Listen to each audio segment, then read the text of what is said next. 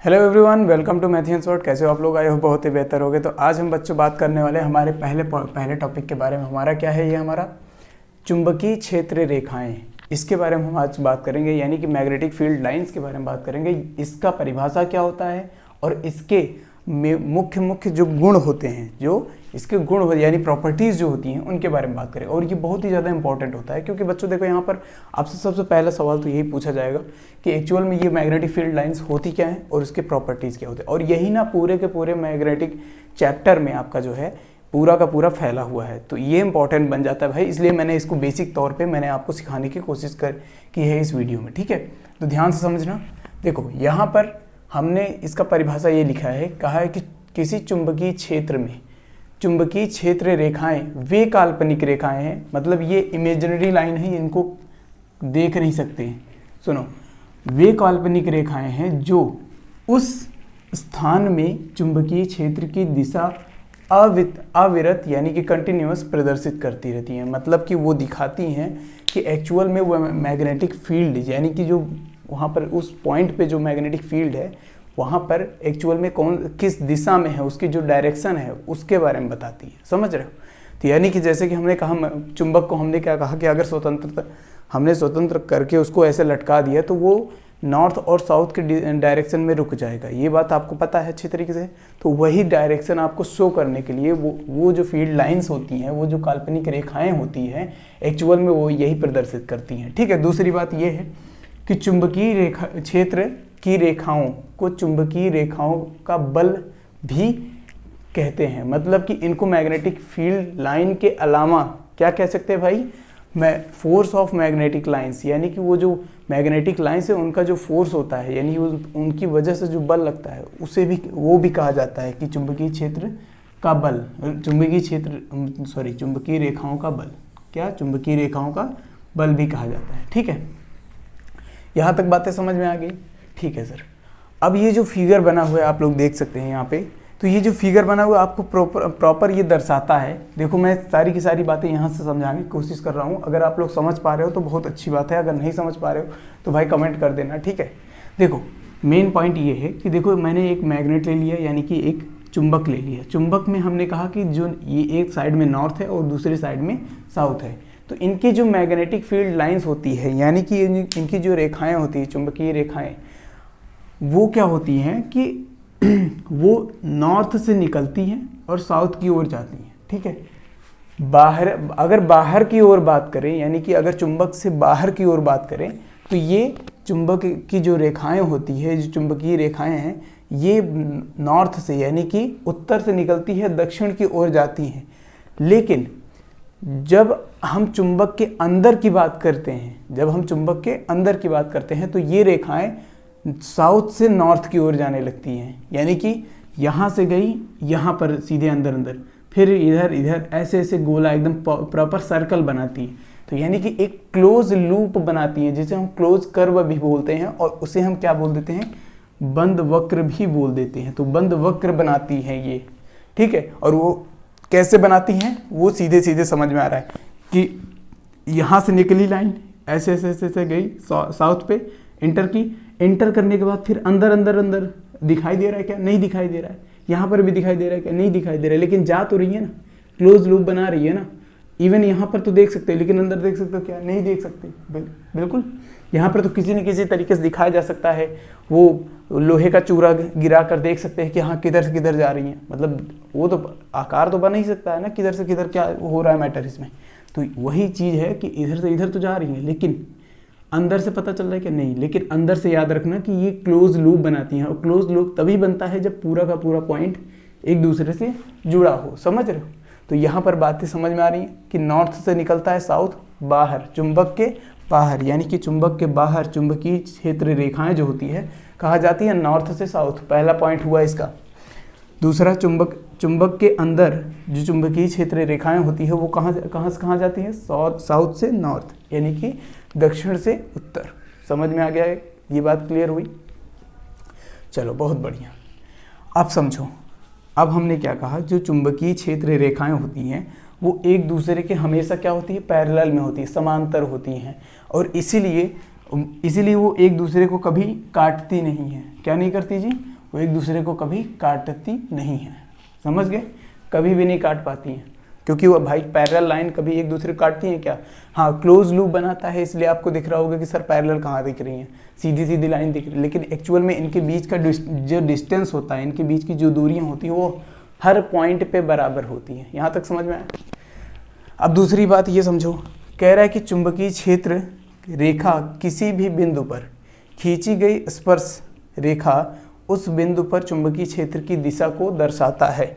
अब समझो ये बात, हमने कहा अगर कोई यहाँ पर एक वो है, मतलब मैंने कहा एक लाइन है, सपोज मैंने कहा ये पूरी ये लाइन है। अब इस लाइन पे मैंने किसी बिंदु पर सीधी लाइन खींच दी, ठीक, सीधी लाइन खींच दी, तो ये किसको दर्शाएगा? ये उसकी दिशा को दर्शाएगा। किसकी? इस मैग्नेटिक फील्ड की लाइन की दिशा को दर्शाएगा। यानी कि हम कह सकते हैं कि जो चुंबकीय क्षेत्र होता है उसकी दिशा को दर्शाता है। तो वो जो स्पर्श रेखा है, स्पर्श रेखा यानी उससे टच होते हुए जो लाइन जा रही है, वो क्या दर्शाती है? बेसिकली वो उसके फील्ड की, यानी कि उसके क्षेत्र की दिशा को दर्शाता है। ये बात समझ में आ गया? क्लियर? चलो, ये 3 पॉइंट तो क्लियर हो गया सर। अब अगर ये 3 पॉइंट क्लियर हो गए तो अब समझो, सबसे बेसिक पॉइंट समझो। नॉर्थ पॉइंट पे, मतलब ध्रुवों के पास, नॉर्थ और साउथ के पास में देखो ये लाइंस बहुत ही घनी है। इसका मतलब है कि पोल के पास, यानी कि ध्रुव के पास जो इसकी फील्ड, मतलब इसका जो फील्ड होता है, क्षेत्र होता है, वो बहुत ही प्रबल होता है। उसका मतलब जो चुंबकीय क्षेत्र होता है वो बहुत ही प्रबल होता है, यानी कि बहुत ही ज़्यादा होता है। और दूसरी बात, अगर हम इनसे दूर जाने लगे, इन ध्रुवों से दूर जाने लगोगे, तो एक पॉइंट पे इनकी मतलब धीरे धीरे वो जो जितनी फील्ड लाइंस हैं वो धीरे धीरे दूर होती चली जाएंगी। और जब दूर होती चली जाएंगी तो इनके जो मतलब जो क्षेत्र हो जाता है वो क्या हो जाता है भाई? वो बहुत ही दुर्बल हो जाता है। एक तरीके से कह सकते हैं कि उनकी जो तीव्रता होती है वो बहुत ही कम हो जाती है। समझ में आ गया ये बात? क्लियर? अब समझो, ये तो हो गया हमारा चौथा पॉइंट। अब आखिरी पॉइंट के बारे में बात कर रहे हैं। ध्यान से समझना, ये बहुत इंपॉर्टेंट है। देखो यहाँ पर मैंने एक लाइन इधर और एक लाइन इधर खींची हुई है। ये लाइन, ये रेड वाली लाइन क्या कहती है? ध्यान से समझना। ये रेड वाली लाइन कहती है कि सर ये पृथ्वी का चुंबकीय क्षेत्र है। अब सर ये तो हमने मैग्नेट के बारे में बात किया था अभी तक, लेकिन ये चुंबकीय क्षेत्र वो भी पृथ्वी की कहाँ से आ गए? भाई देखो, जाहिर सी बात है कि दुनिया में, मतलब पूरा पृथ्वी ही एक क्या है? मैग्नेट है। एक तरीके से हम क्या कह सकते हैं? मैग्नेट है। और इनका भी कुछ फील्ड होता होगा, बिल्कुल जाहिर सी बात है। अब ये नॉर्थ से साउथ भी मतलब मूव कर रही होंगी, सीधी सी बात है। अगर ये इस तरफ मूव कर रही हैं तो जाहिर सी बात है कि हमारी जो ये फील्ड लाइंस होती है बेसिकली वो मान लो इधर और इधर। अब जहाँ पर मैंने मैग्नेट रखा, इसका क्षेत्र तो है ही, उसके साथ के साथ इसका भी क्षेत्र और इसका भी क्षेत्र होगा। बिल्कुल होगा सर। भाई पूरे पृथ्वी पे हमने छोटा सा मैग्नेट रखा, उसका कुछ फील्ड है और पृथ्वी का कुछ फील्ड है। अब समझो, अब इनकी भी लाइंस हैं, इनकी भी लाइंस है।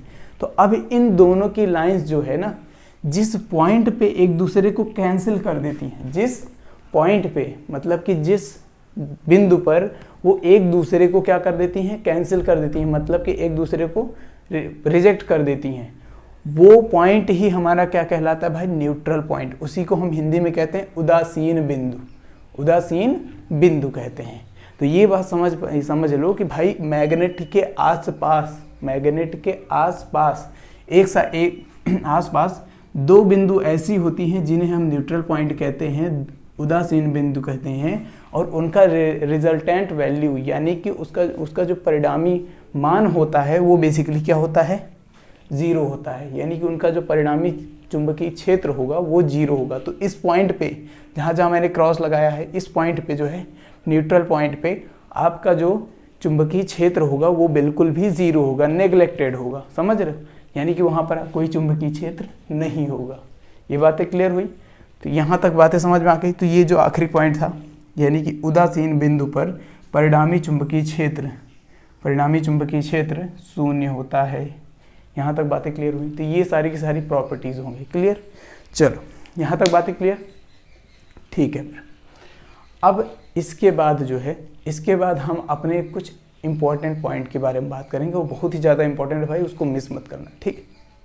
तो बच्चों अब हम बात करने वाले हैं हमारे एक ऐसे कॉन्सेप्ट के बारे में जो कि बहुत ही ज़्यादा इंपॉर्टेंट होता है आपके मैग्नेटिज्म में। सर ये इंपॉर्टेंट क्यों है? सबसे मेन पॉइंट तो ये है क्योंकि जो मैग्नेटिक की स्टार्टिंग होती है ना, एक्चुअल में जो हमारे जो वायर्स होते हैं यानी कि जो तार होते हैं उनमें जो मैग्नेटिक फील्ड होता है वो किस दिशा में है ये पहचानने के लिए हमें इन दोनों रूल का जो है उपयोग करना होता है। इसीलिए हम इस कॉन्सेप्ट को दो तरीके से बताएंगे। पहला तरीका है आपका दाएं हाथ के अंगूठे का नियम जिसे हम बोलते हैं राइट हैंड थंब रूल, और दूसरा होता है हमारा मैक्सवेल का कार्क स्क्रू का नियम।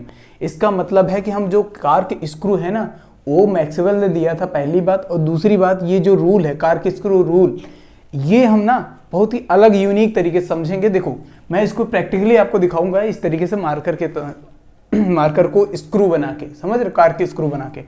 फिलहाल जो हम बता रहे हैं यहाँ पे मेन पॉइंट क्या है यहाँ पर बच्चों कि इन दोनों नियमों का उपयोग कहाँ किया जाता है? किसी चालक में बह रही धारा की वजह से उत्पन्न चुंबकीय क्षेत्र की दिशा दर्शाने में किया जाता है बच्चों। तो ये इंपॉर्टेंट पॉइंट है। ये इंपॉर्टेंट पॉइंट क्यों है सर? क्योंकि ये पॉइंट पहली बात तो आपके बुक में बहुत ही कम मिलता है, सबसे पहली बात। और दूसरी बात ये है कि ये जो पॉइंट है ना ये इंपॉर्टेंट इसलिए है क्योंकि एग्जाम में 1 नंबर का सवाल इस तरीके से पूछेगा कि ये बताओ कि राइट हैंड थंब रूल का यूज क्यों किया जाता है। तो आप क्या बताओगे? चुंबकीय क्षेत्र की दिशा दर्शाने के लिए। समझ रहे हो? ये बात बहुत ही इंपॉर्टेंट है भाई, देखो समझने वाली बात है। और अगर आपसे पूछ लेगा ये भी तो मैक्सवेल का कार्क स्क्रू रूल ये कहाँ होगा? बिल्कुल यही यूज होता है। देख लो क्या करने के लिए। अब समझने वाली बात ये है कि सर ये एक्चुअल में हमारा ये रूल है क्या, इसको समझने वाली बात ये है, ध्यान से समझना। देखो मैं बताता हूं आपको, ध्यान से समझना। इसमें बहुत ही लेवल तक मैं जाने वाला हूं आज। तो इंपॉर्टेंट क्या है समझो। मैंने कहा कोई एक वायर ले लिया हमने, क्या ले लिया? वायर ले लिया हमने। वायर को इस तरीके से लिया हमने, करंट यहाँ से नीचे से जो है ऊपर की ओर बहने के लिए हमने दे दिया। बिल्कुल एक वायर लिया जिसकी लंबाई L है, ठीक है, हमने मान लिया, ठीक है। उसके बाद इसमें हमने नीचे से ऊपर की ओर जो है धारा प्रवाहित की, ठीक। तो अब हमारे ये जो राइट हैंड थंब रूल बोलता है, थंब का मतलब क्या होता है? अंगूठा। बिल्कुल अंगूठा जानते हो? बिल्कुल सर। ये जो लाइक वाला ये देख रहे हो ना, लाइक, पहली बात तो लाइक करते नहीं आप लोग, फिर भी देख लो, आज समझा रहा हूँ लाइक का जो रूल है, इधर समझो। ये जो थंब है ना इसी के अकॉर्डिंग चलने वाला है सब कुछ। पहली बात तो ये लाइक है, ठीक, और ये रूल भी ऐसे ही काम करने वाला है। ये लाइक कैसे बनती है यानी कि ये इसको हम कैसे फील करते हैं, ये पॉइंट यहाँ समझाने वाला हूँ, ध्यान से समझना। जब कोई तार में एक धारा बह रही होती है तो उसके दिशा में हमने क्या रखा है? अपना अंगूठा, और उसके 90 डिग्री यानी कि लंबवत, कैसा? उसके लंबवत में हमने क्या रखा? अपनी अंगुलियां। क्या रखी हमने? अंगुलियां। और करंट की यानी कि धारा की दिशा में किसको रखा? थंब को। उसके बाद जैसे ही हम लोग क्या कर रहे हैं, जैसे ही हम इसको मोड़ रहे हैं, क्या कर रहे हैं? अंगुलियों को मोड़ रहे हैं, तो ये हमारे करंट की वजह से जो उत्पन्न चुंबकीय क्षेत्र है उसकी दिशा बता रही है, यानी कि ध्यान समझना। अगर हम इधर वो नीचे से ऊपर की ओर जा रहे हैं तो ये कैसे बता रही है? ऐसे बता रही है, समझ रहे हो? नीचे से इधर। तो हमने कहा चलो हम एक फील्ड बना देते हैं, ऐसे गोला सा लूप बनाते हैं ना भाई। तो अब ये नीचे की ओर जा रही है, कैसे जा रही है? नीचे की ओर, फिर नीचे की ओर, फिर ये किधर जा रही है? इधर। तो इसका मतलब कि जो मैग्नेटिक फील्ड बन रहा है ना कुछ इस डायरेक्शन में बन रहा है। किस डायरेक्शन में? इधर से। तो इधर से अगर मैं इसको थोड़ा सा बेंड करके देखूं, मतलब इसको उठा के ऐसे देख लूं, जैसे ये तार ऐसे है, ठीक है, तो मैंने कहा इसको ऐसे करके देखते हैं। तो जब ऐसे करके देखोगे तो इसका जो है ना, तो ये जो बनेगा फील्ड वो बेसिकली इस डायरेक्शन में बन रहा है। यानी कैसा भाई? इसे हम बोल सकते हैं एंटी क्लॉक वाइज। इसका मतलब क्या है भाई? वामावर्त दक्षिणावर्त दोनों अलग अलग होता है, ठीक है। तो जो राइट मतलब जो दाहिनी ओर मतलब क्लॉकवाइज में चले उसे हम दक्षिणावर्त बोल देते हैं। इसे क्या बोल देते हैं? वामावर्त। क्या बोलते हैं जी? वामावर्त। यहां तक समझ में आ गया? क्लियर? ये बात क्लियर हुई? ये क्या वो हो गई? क्लियर। चलो अब यहां तक बातें समझ में आ गई, ठीक है सर। अब ये मैग्नेटिक फील्ड की मतलब मैग्नेटिक फील्ड इस डायरेक्शन में मूव कर रहा है। यहाँ तक बातें समझ में आ गई? ठीक है, तो सर निकालना आप समझ गए। ये तो एक वायर की बात है। ये किसकी वायर की बात है? देखो प्रैक्टिकली नहीं समझ पाए ना, चलो एक बार फिर से समझाते हैं, ध्यान से समझना।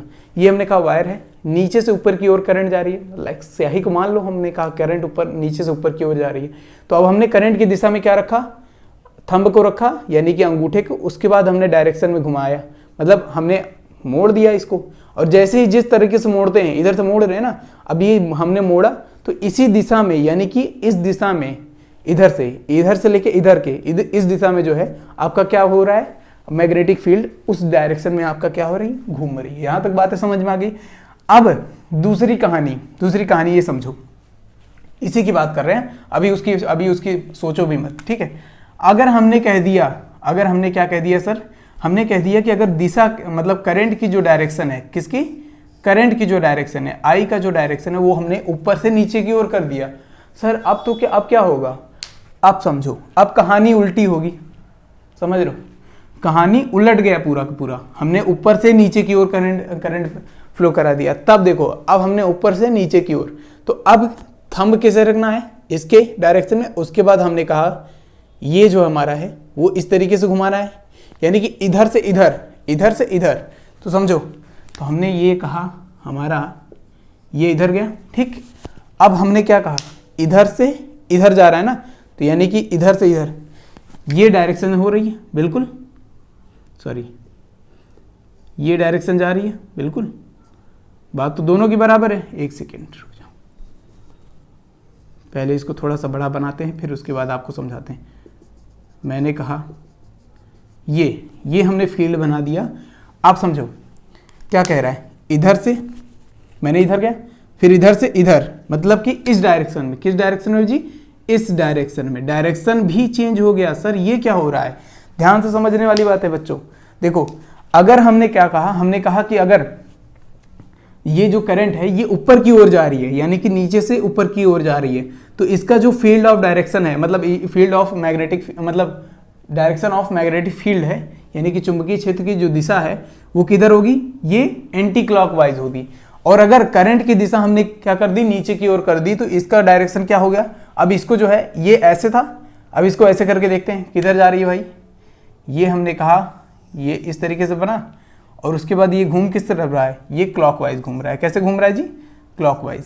अब क्लॉकवाइज घूम रहा है, कैसा? क्लॉकवाइज घूम रहा है, ध्यान से समझना। क्लॉकवाइज घूम रहा है यानी कि दक्षिणावर्त। कैसा घूम रहा है जी? दक्षिणावर्त।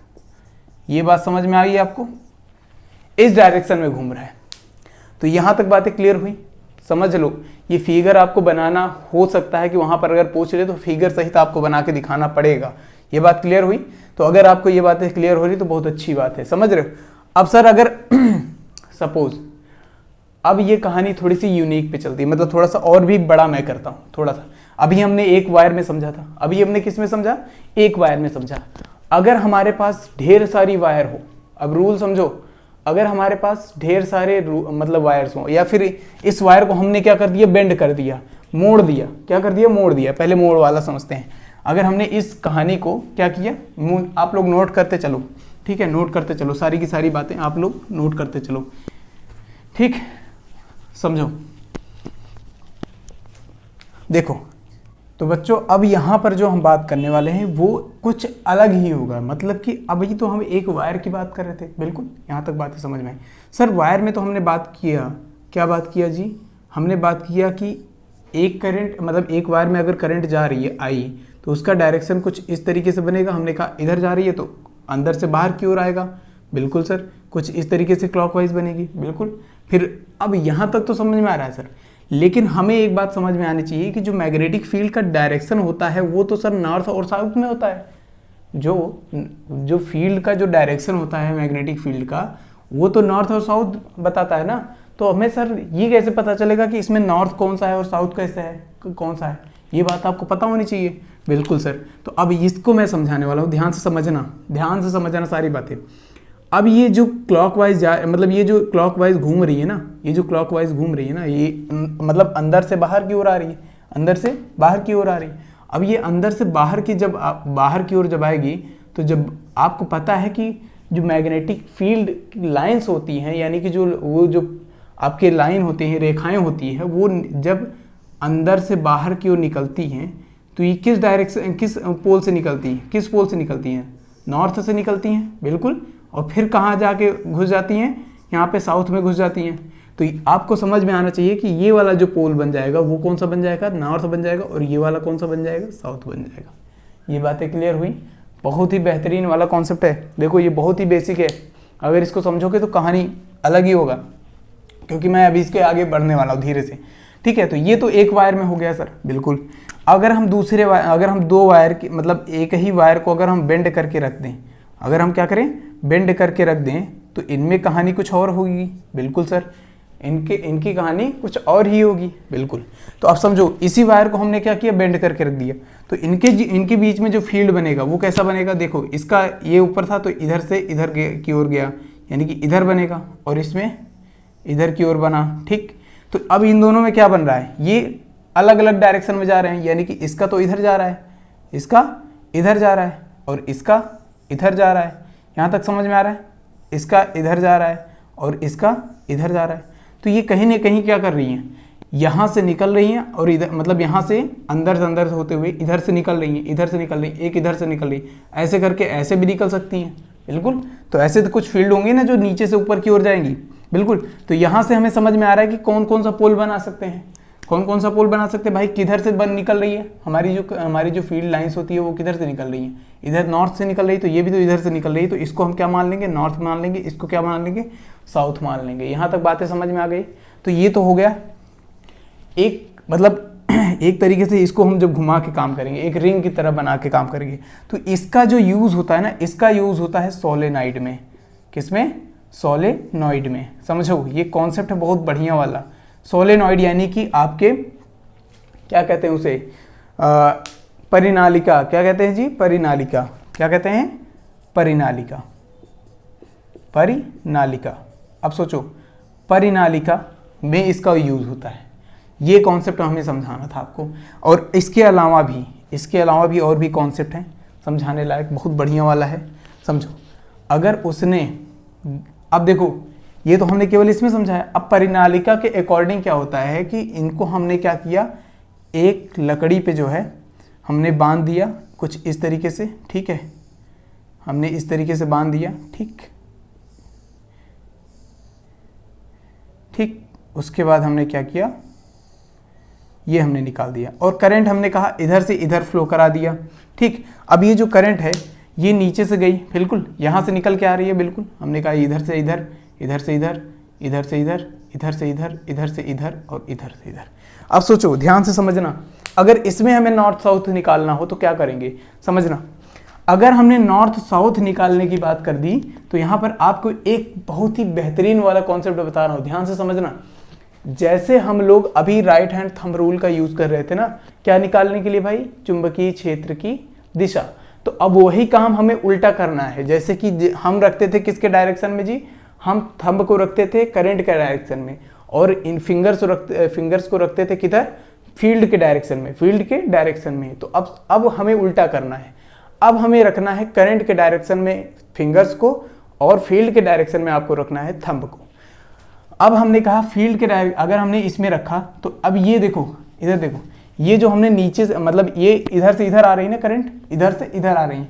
तो देखो, करंट अगर इधर से इधर आ रही है तो अब हमने इधर से इधर मोड़ दिया, बिल्कुल। इनको क्या किया? इधर से इधर मोड़ दिया, क्योंकि ये अंदर से बाहर की ओर आ रही है। अब मतलब इधर से ऊपर से नीचे इधर जा रही है, ठीक है। तो अब इधर से हमने मोड़ा, और डायरेक्शन क्या दिखा रहा है आपको थंब का? नीचे की ओर। तो जो नीचे बनेगा वो हमारा क्या बन जाएगा जी? नॉर्थ बन जाएगा, और ऊपर क्या बन जाएगा? साउथ बन जाएगा। ये होता है तरीका निकालने का, नॉर्थ और साउथ पोल निकालने का, और मैग्नेटिक फील्ड के डायरेक्शन को निकालने का सबसे बेहतरीन तरीका यही होता है, ठीक है।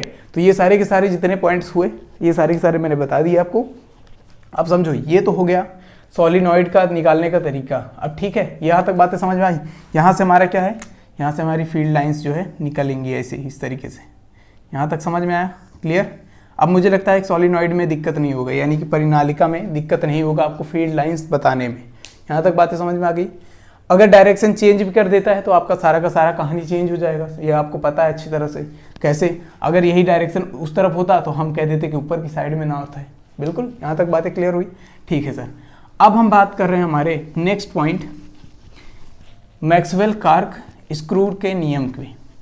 देखो मैं ये सारे के सारे कॉन्सेप्ट धीरे धीरे समझा रहा हूँ ताकि आप लोगों को ये सारी की सारी बातें आपको क्लियर हो जाएं, बिना झिझक, बिना किसी डर, बिना किसी दिक्कत के आप जाके एग्जाम में अच्छे से एकदम फोड़ के आओ। समझ रहे हो? ये सारी की सारी बातें मैं इसीलिए समझा रहा हूँ, ध्यान समझना। हमने कहा मैक्सवेल का जो कार्क स्क्रू रूल होता है बेसिकली वो क्या करता है, ध्यान समझना। हमने कहा ये हमारे पास एक स्क्रू है, बिल्कुल ये स्क्रू है। अभी तक हमें पता है कि ये किस में यूज़ होता है, मैग्नेटिक फील्ड डायरेक्शन को पता करने में, बिल्कुल। तो हमने क्या कहा, ये हमारे पास स्क्रू है। हमने कहा कि अगर इसको हमने दिशा के डायरेक्शन में, किधर, दिशा के डायरेक्शन में, हमने ये कह दिया कि एक वायर है, ठीक, इसमें हमने इधर से इधर करंट फ्लो करवाया है। तो हमने कहा करंट इस डायरेक्शन में है, बिल्कुल इस डायरेक्शन में है। तो अब हमने क्या किया, इस स्क्रू को उस डायरेक्शन में रखा और हमने क्या किया, घुमाना चालू किया। तो क्या ये डायरेक्शन दिखा रहा है आपको? बिल्कुल आपको दिखा रहा है। तो ये अगर उस मतलब करंट की दिशा में अगर ये जा रहा है तो इसका, और किधर घुमाने पे, दाहिनी ओर घुमाने पे, किधर, दाहिनी ओर घुमाने पे अगर ये करंट की दिशा में जा रहा है तो इसका मतलब है कि ये इसका जो मतलब इनका जो फील्ड बन रहा है वो अंदर से बाहर की ओर बन रहा है। बिल्कुल ये इस तरीके से बन रहा है क्योंकि हमने क्या किया, घुमाया ना ऐसे, ये समझ रहे हो? तो यही वाली तो कहानी बनाना है इसमें। और फिर उसके बाद अगर हमने दिशा बदल दिया तब क्या करोगे आपने, करंट की दिशा हमने बदल दी तो इसकी भी दिशा अब हमें बदलनी है, इसकी बदलनी है। तो अब क्या करोगे, करना आपको दाएं हाथ से ही है, बाएं हाथ में नहीं पकड़ना है आपको। ये बात समझ में आई? पहले हम इस दिशा में जाते थे, अब उल्टा मारेंगे। अब जब उल्टा करेंगे तो आपको पता है ये वाला रूल आता है। खैर, तो इतनी बातें आपको समझ में आ गई, ठीक है सर। अब यहाँ तक कहानी अगर समझ में आ गई तो बहुत बढ़िया है, ठीक। नहीं तो देखो इससे बढ़िया है कार्क स्क्रू रूल। वैसे भी मैक्सवेल का जो पूछा जाता है आपको किताब में बढ़िया से दिया होता है और वो आपको बताता है कैसे करना है नॉर्मली, ठीक है। तो वो जो रूल है मैं आपको कहेंगे तो पढ़ के सुना दूंगा, ठीक है। और बाकी मैंने समझा दिया है कैसे करना है कि दाएं हाथ में क्या करना है, पेचकस को पकड़ना है। उसके बाद वो करंट की दिशा में इसको क्या करना है, करंट की दिशा में नोक रखना है और उसके बहने की दिशा में। और उसके बाद हमें जिस दिशा में पेंच को घुमाने के लिए अंगूठा अंगूठा घूमता है उसी दिशा को हम क्या कह देते हैं, चुंबकीय क्षेत्र की दिशा बोल देते हैं। सीधी सी बात है। तो यही कहानी है, बिल्कुल ये जिस दिशा में घूम रहा है अंगूठा हमारा, बस वही कहानी है। तो ये इतनी बातें होती हैं आपके इसमें, ठीक है। तो अब इसके बाद जो नेक्स्ट टॉपिक होगा हमारा बहुत इंपॉर्टेंट होने वाला है बच्चों। ये परिनालिका में जो धारा प्रवाह के कारण चुंबकीय क्षेत्र बनता है ना, उसके बारे में बात करेंगे। उसमें क्या क्या होती हैं सारी की सारी बातें मैं समझाऊंगा आपको, प्रैक्टिकली थोड़ा सा दिखाऊंगा अच्छे से, ताकि आप लोगों को ये सारी बातें क्लियर हो जाएं, समझ में आ जाएं, आपको लिखने में आसानी हो। फिगर आपको समझ में आ जाएगा तो सारी की सारी कहानी बदल जाती है, ठीक है। तो इतना काफ़ी है आज के लिए। मिलते हैं नेक्स्ट क्लास में एक नया कॉन्सेप्ट के साथ। Thank you very much and take care.